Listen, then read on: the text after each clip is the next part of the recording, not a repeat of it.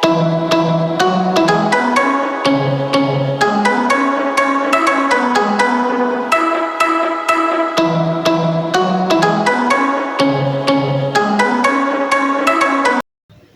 teman-teman, perkenalkan nama saya Francisca Erika, mahasiswa Universitas Katolik Widya Mandala Surabaya, Kampus Kota Madiun, program studi Pendidikan Bahasa Indonesia. Di video kali ini saya akan berbicara mengenai makna tersirat dalam teks anekdot. Dalam kehidupan sehari-hari, kita seringkali mendengar atau membaca cerita lucu. Cerita lucu tersebut banyak yang dibuat berdasarkan cerita rekaan. Namun, ada juga yang dibuat berdasarkan kejadian yang sebenarnya. Ada cerita lucu yang dibuat benar-benar untuk tujuan menghibur, namun ada juga cerita lucu yang dibuat untuk tujuan lainnya. Salah satu cerita lucu yang banyak beredar di masyarakat adalah anekdot. Anekdot digunakan untuk menyampaikan kritik, tetapi tidak dengan cara yang kasar ataupun menyakiti. Anekdot ialah cerita singkat yang menarik karena lucu dan mengesankan. Anekdot mengangkat cerita tentang orang penting atau tokoh masyarakat yang terkenal berdasarkan kejadian yang sebenarnya. Kejadian nyata ini kemudian dijadikan dasar cerita lucu dengan menambahkan unsur rekaan. Seringkali partisipan ataupun pelaku cerita atau orang dalam cerita atau pelaku cerita tersebut, tempat kejadian dan waktu peristiwa dalam anekdot merupakan hasil rekaan. Meskipun demikian, ada juga anekdot yang tidak berdasarkan dari kejadian nyata. Nah, agar teman-teman lebih mudah memahami tentang teks anekdot, simak contoh berikut ini. Dosen yang juga menjadi pejabat. Di kantin sebuah universitas, Udin dan Tono, dua orang mahasiswa sedang berbincang-bincang. Tono: "Saya heran dengan dosen ilmu politik. Kalau mengajar selalu duduk, tidak pernah mau berdiri."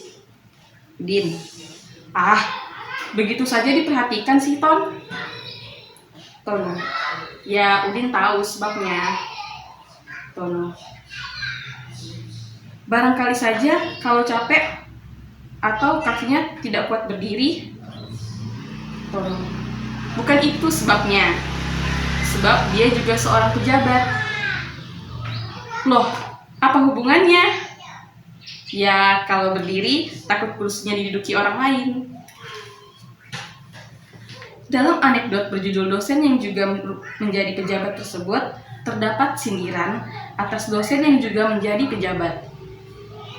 Cerita tersebut menjadi lucu karena alasan dosen tidak mau berdiri atau duduk terus selama mengajar karena takut akan kehilangan kursi jabatannya apabila ia berdiri. Menyangkut makna tersirat dalam teks tersebut, makna tersirat anekdot berbeda dengan sindiran dan kritikan, tetapi lebih mengarah pada tujuan yang ingin disampaikan oleh si pembuat kritik atau pembuat cerita.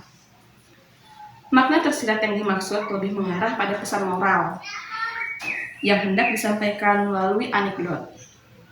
Pesan moral itu dapat diurutkan dari kritik atau sindiran yang disampaikan lewat anekdot. Sekarang, mari kita analisis makna tersirat dari anekdot dosen yang juga menjadi pejabat, yang diruntut dari kritikan ataupun sindiran lewat anekdot yang disampaikan penulisnya. Pada teks anekdot dosen yang juga menjadi pejabat, terdapat sebuah kritikan atau sindiran yang ditujukan kepada pejabat yang takut dan tidak mau turun dari jabatannya atau takut kehilangan jabatan. Tujuan yang ingin disampaikan tentu bukan hanya untuk menyindir para pejabat yang tidak mau duduk atau takut kehilangan jabatannya, tetapi jauh lebih dari itu, yaitu agar para pejabat sadar bahwa jabatan itu ada masanya. Sedangkan makna yang tersirat di dalam teks anekdot tersebut adalah pesan moral atau kritik yang ditujukan kepada para pejabat yang tidak mau atau takut dilengsarkan dari jabatannya. Kritik dalam anekdot seringkali disampaikan dalam bentuk sindiran, tidak disampaikan secara langsung. Hal itu dilakukan untuk menghindari konflik antara pihak yang menyampaikan sindiran dengan pihak yang disindir. Tujuannya agar pesan yang ingin disampaikan, kritiknya, dapat diterima oleh pihak yang dikritisi tanpa menimbulkan ketersinggungan. Untuk itulah, pencerita menggunakan ungkapan yang berupa kata, frasa, atau kalimat yang bermakna idiomatis atau bukan makna sebenarnya. Cukup sekian materi yang disampaikan mengenai makna tersirat dalam teks anekdot. Saya akan mengulangi poin-poin penting yang terdapat dalam teks anekdot. Anekdot adalah cerita singkat dan lucu yang digunakan untuk menyampaikan kritik melalui sindiran lucu terhadap kejadian yang menyangkut orang banyak atau perilaku tokoh publik. Isi anekdot adalah sindiran atau kritikan terhadap kejadian yang menyangkut orang banyak atau perilaku tokoh publik. Fungsi komunikasi teks anekdot adalah untuk menyampaikan kritik terhadap kejadian yang menyangkut orang banyak atau perilaku tokoh publik. Nah, cukup sekian pembahasan kita mengenai teks anekdot. Semoga materi tentang teks anekdot ini dapat bermanfaat untuk teman-teman semua. Terima kasih, sampai jumpa di video selanjutnya.